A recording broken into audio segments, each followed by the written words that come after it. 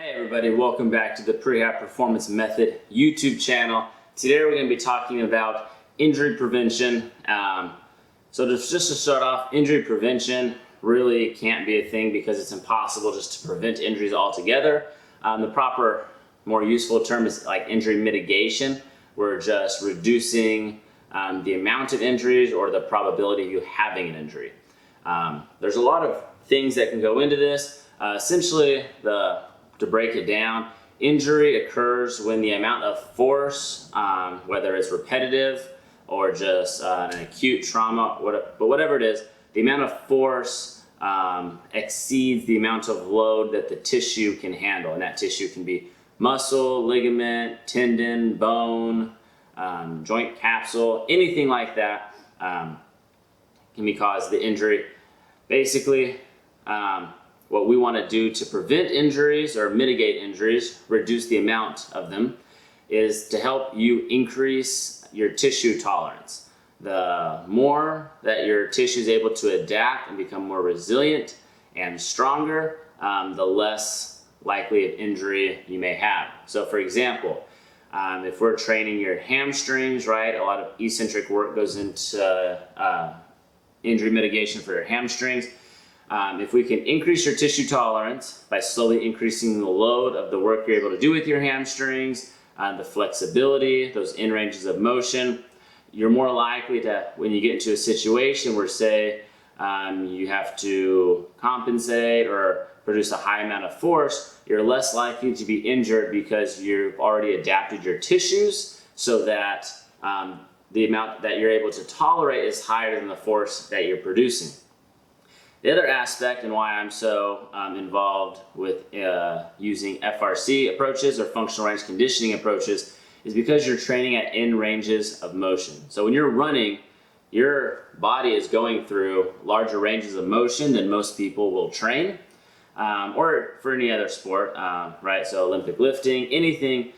Usually we all train in mid ranges of motion, especially with regards to actually strengthening. We don't really strengthen at our end ranges of motion very often. So when you get into positions when you're at that end ranges of motion, you may be strong mid-range, but your tissue tolerance at that top position per se is lacking.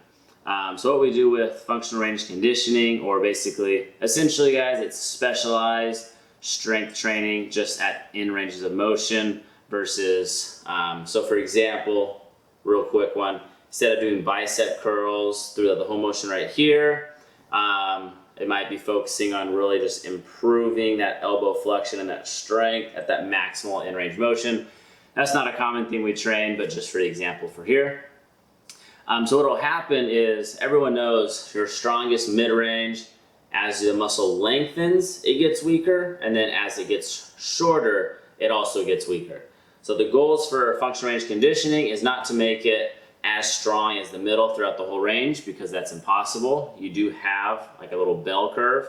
But what we want to do is increase the strength at those in ranges so the curve doesn't drop as much. It's more of a sustained long curve rather than just dropping down because there's no strength here at these in ranges of motion.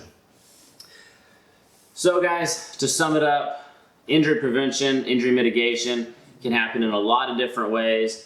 There's no way that you're going to be able to completely limit injuries, but you can work to help reduce them.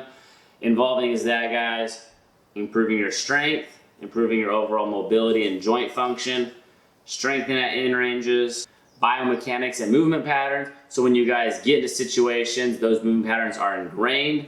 It's also going to help if you're using proper lifting mechanics, proper biomechanics. You're going to help prevent overuse and repetitive injuries. But overall, guys, just remember our tissue capacity, our tissue resiliency has to be greater than the tissue force, and we're going to vastly reduce injuries that way. So keep working on it. If you guys have any questions, go ahead and send me an email or a message on social media, and I'll get back to you with all the information that I can. Make sure you guys subscribe and tune in for next time.